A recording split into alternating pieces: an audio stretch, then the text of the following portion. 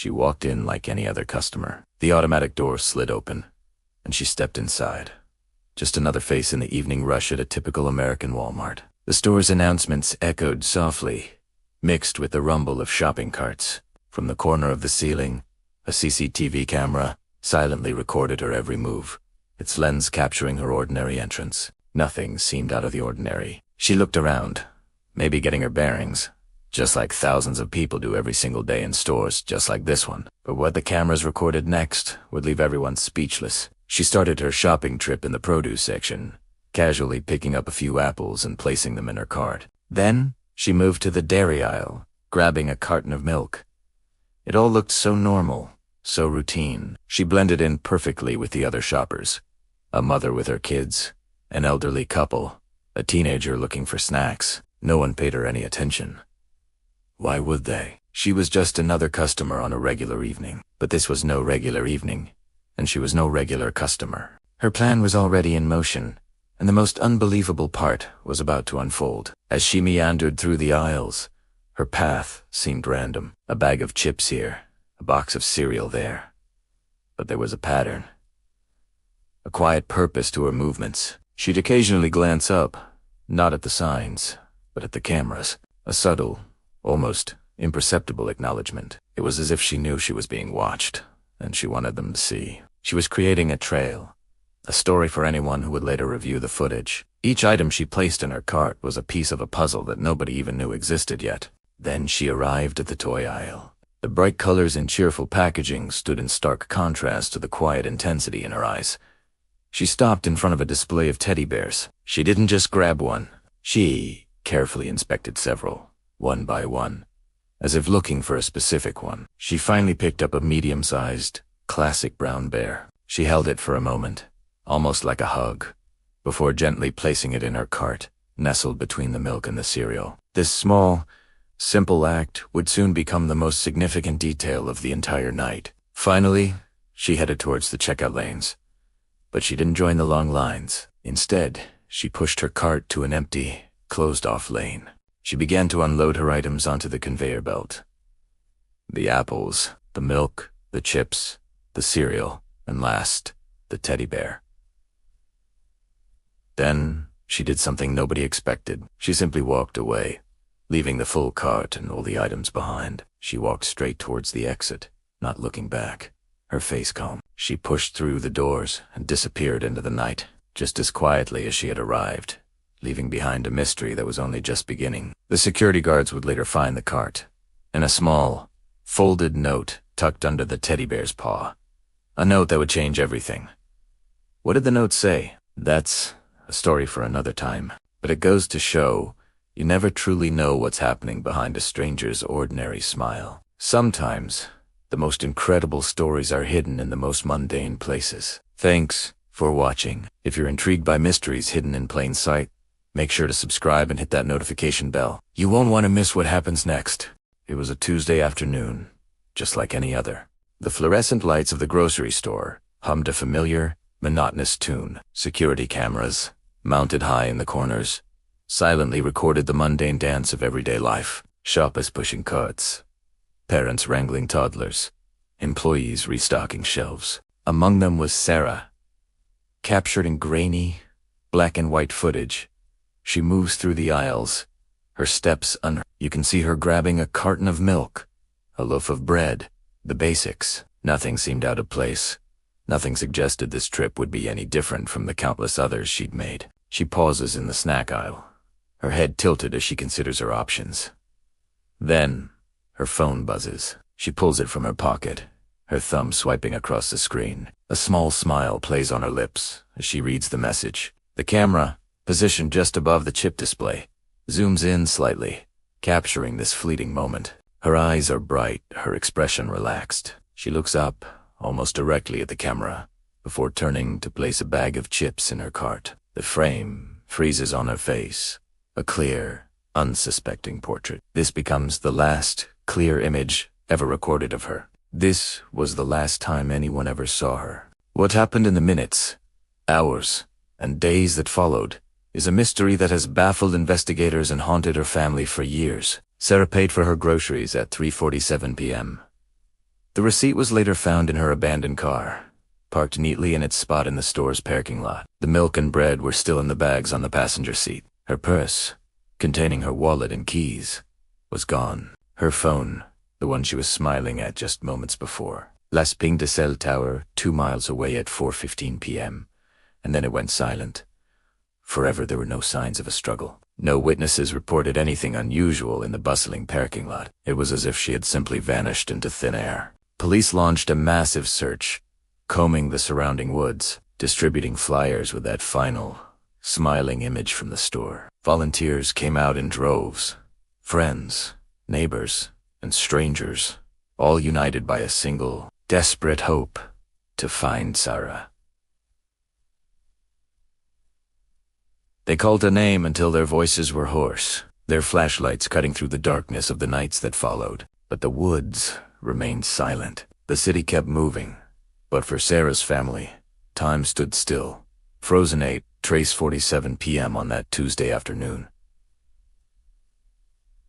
Years have passed since that day. The case officially went cold, relegated to a dusty file box. But the questions never faded. Who was she messaging? Was that smile one of simple amusement, or did it hold a clue to her fate? Theories have swirled, from a planned disappearance to a random, tragic encounter. Internet sleuths have dissected the footage frame by frame, searching for a shadow in the background, a passing car, anything that could offer a shred of an answer. But the grainy image from the grocery store camera holds its secrets close. It remains a chilling reminder of how quickly a normal day can turn into a nightmare.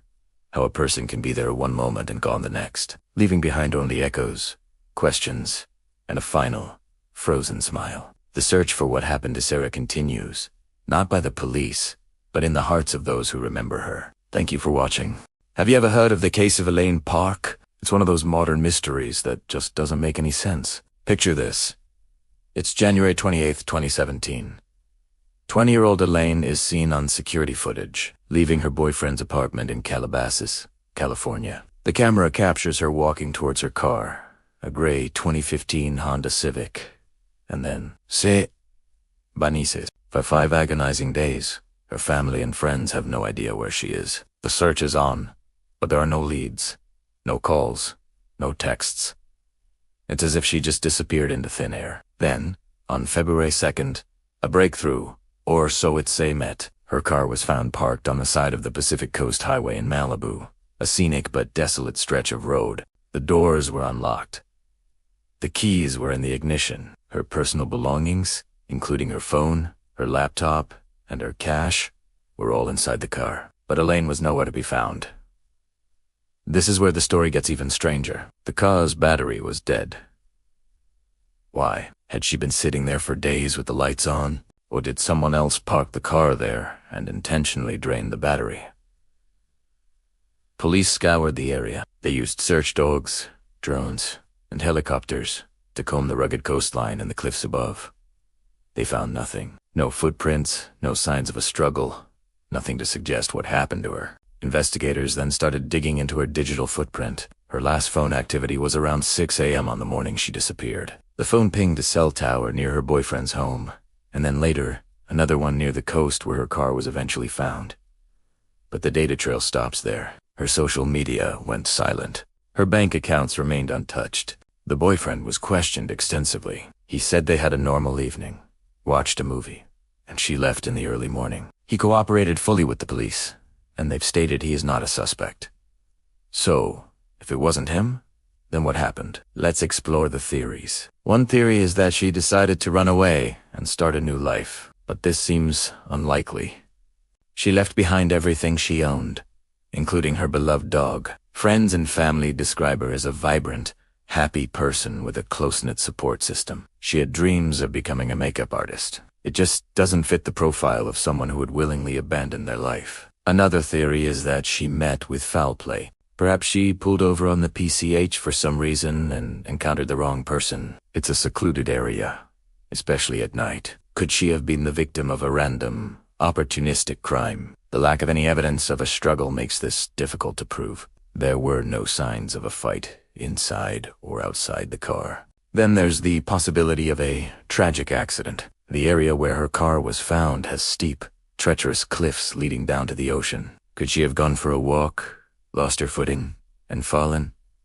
It's a plausible scenario. The authorities searched the ocean and the coastline extensively but never found any sign of her. The Pacific Ocean is vast and powerful. It's possible that if she did fall in, the current could have carried her away. Years have passed, and Elaine Park's case remains cold. Her family continues to search for answers, holding on to hope that one day they will find out what happened to their daughter. Private investigators have been hired, and her story has been featured on numerous podcasts and shows, all hoping to generate a new lead. It's a haunting case because of the complete lack of evidence. It's like a puzzle with all the crucial pieces missing. What do you think happened to Elaine Park? Was it a planned disappearance? A random act of violence?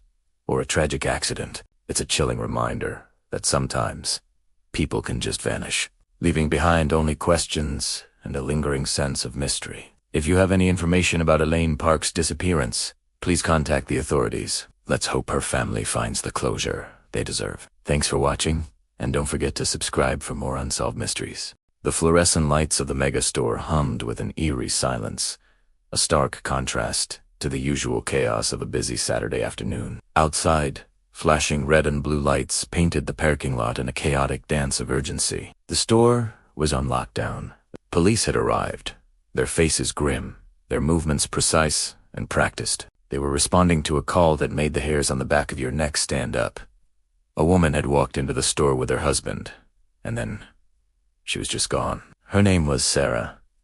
She and her husband, Mark, were just grabbing a few things for a weekend barbecue. They had separated for just a moment. He went to grab charcoal. She was heading for the condiment aisle. He remembered her turning the corner, a small smile on her face. That was the last time he saw her. When he circled back to meet her, the aisle was empty. He called her name, then louder.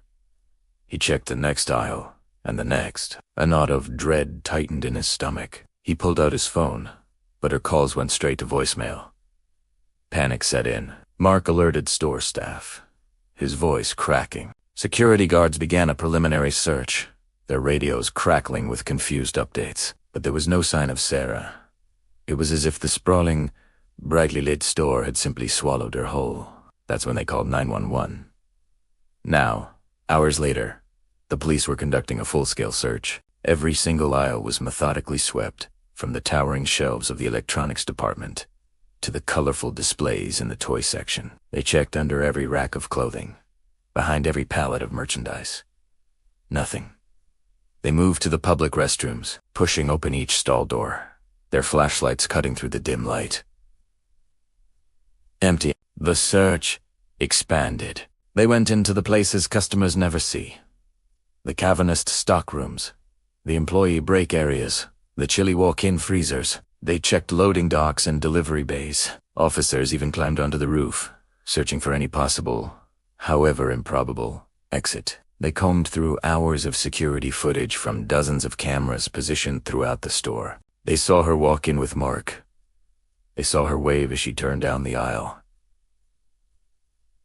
And then nothing. She never appeared on any other camera. It was a digital ghost. Mark sat on a curb outside, head in his hands, the world a blurry nightmare. How could this happen? In a public place, surrounded by people, in the middle of the day. The police questioned him. Of course, their questions gentle but probing. They questioned employees, other shoppers who were in the store at the time. No one saw anything unusual. No one heard a scream, a struggle, nothing. As the sun began to set, casting long shadows across the empty parking lot, a chilling realization settled over everyone involved. The police had searched every square inch of that building, every closet, every corner, every possible hiding spot. They had found no sign of forced entry, no sign of a struggle, no witnesses, and no trace of Sarah. It was as if she had disappeared into thin air. The store, once a familiar place of airiness and routine, had become the scene of an impossible mystery.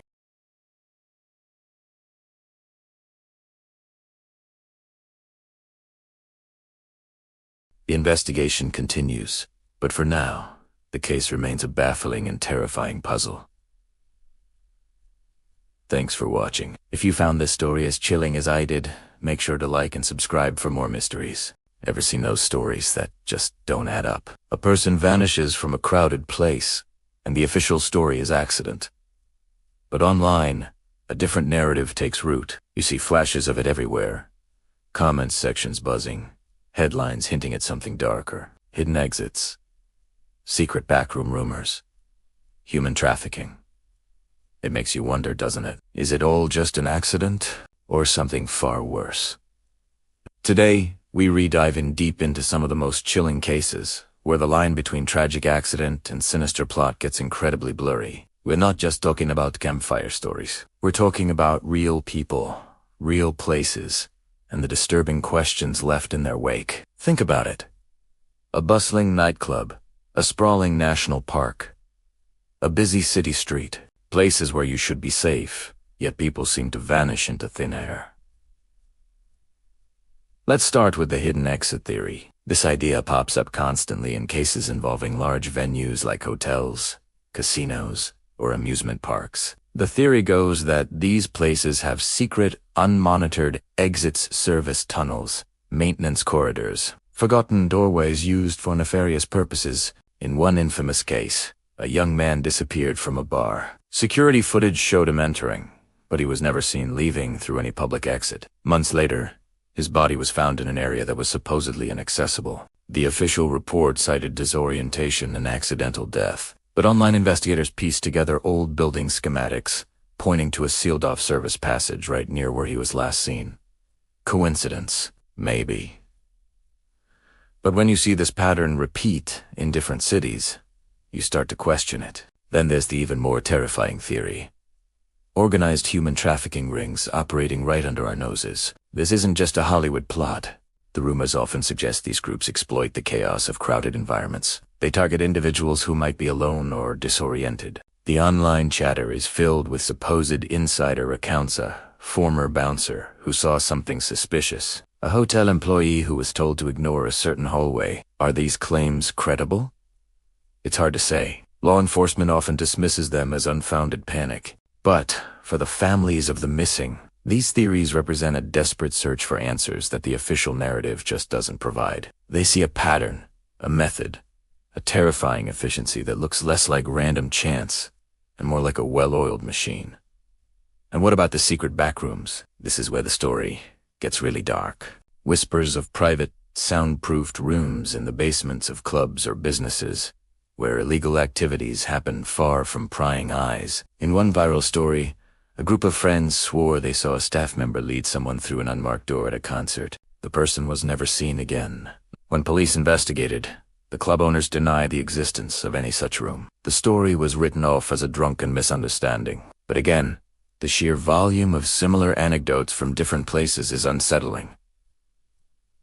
Are all these people mistaken, or are they catching a horrifying glimpse behind the curtain? Now, we have to be careful. The internet can be an echo chamber, and fear can turn speculation into fact very quickly. It's crucial to separate credible evidence from wild conjecture, but dismissing every theory out of hand feels just as wrong. When multiple disappearances share strikingly similar details like the smiley face killer theory, which connects dozens of drownings of young men across the country, it forces us to ask uncomfortable questions. Are these all just tragic, isolated accidents, or are we missing a larger, more sinister picture? Tetrutis.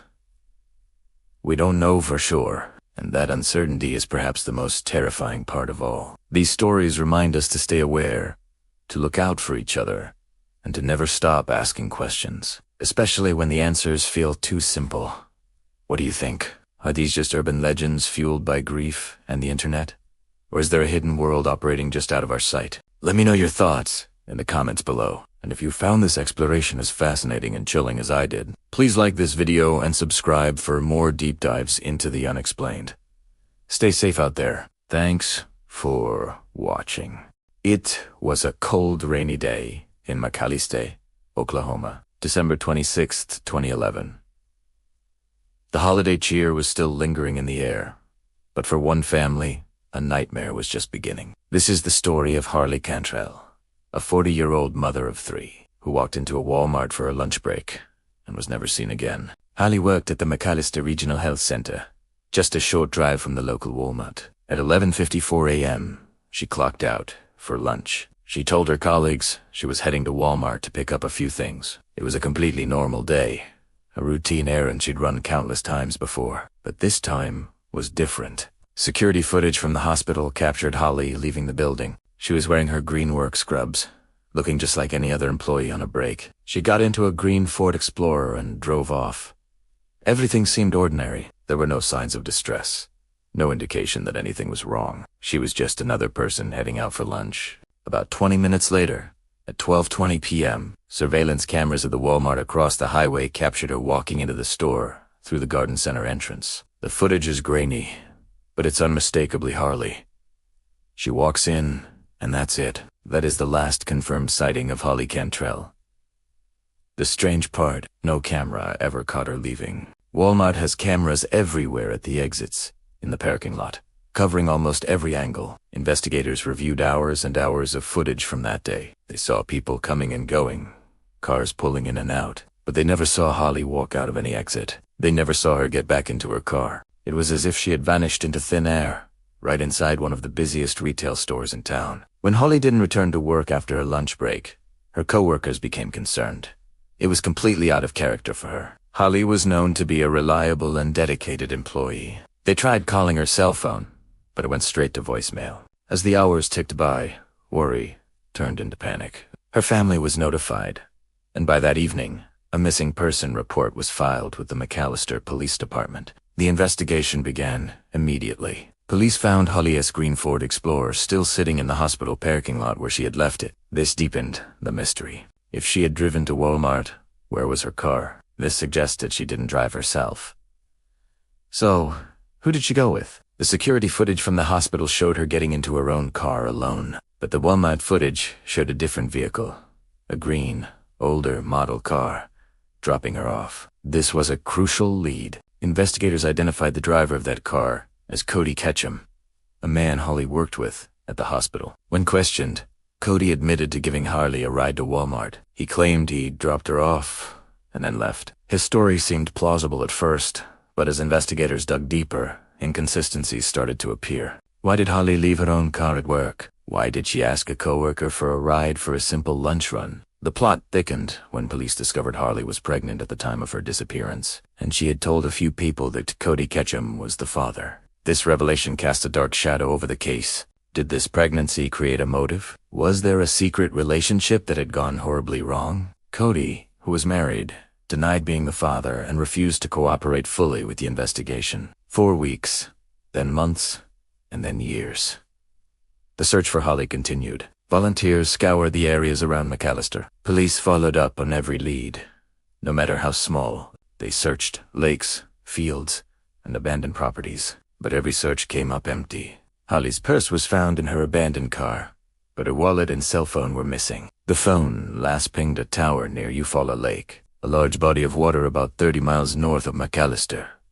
Shortly after she was last seen, extensive searches of the lake and its surroundings yielded nothing. The case went cold. For years, Holly's family lived in an agonizing state of limbo, clinging to hope but fearing the worst. They held vigils, shared her story on social media, and pleaded for anyone with information to come forward. They just wanted to bring Holly home. Then, in February 2017, more than 5 years after she vanished, a significant break came. A hunter discovered human remains in a remote, wooded area about 12 miles from the Walmart. Near the bones, fragments of green fabric, consistent with nurses' scrubs, were also found. It took over a year of forensic testing, but in 2018, the remains were officially identified as Holly Cantrell. The discovery brought a devastating end to her family's hope of finding her alive, but it also reignited the investigation into what happened to her. Despite this major discovery, no arrests have ever been made. The case remains open, a painful and frustrating puzzle with a crucial piece still missing. What happened in the moments after Holly Cantrell walked into that Walmart? How did she end up in a desolate field miles away? So many questions linger, and a family is still waiting for justice. Some doors open, but never let you leave. The case remains unsolved. Thank you for watching. If you have any information about the disappearance of Harley Cantrell, please contact the McAllister Police Department. Don't forget to subscribe for more stories that need to be told.